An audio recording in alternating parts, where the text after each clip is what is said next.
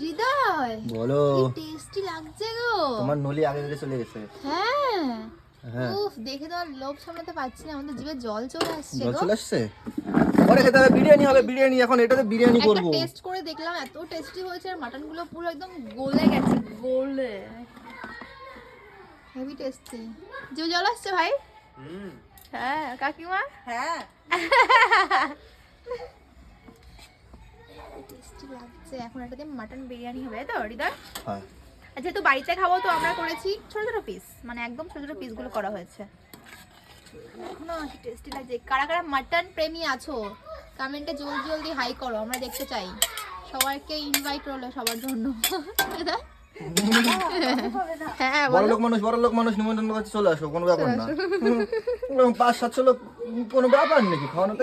তুমি সবসময় আমাকে, ঠিক আছে, আমি বন্ধ করে দিলাম তার আগে ভিডিও।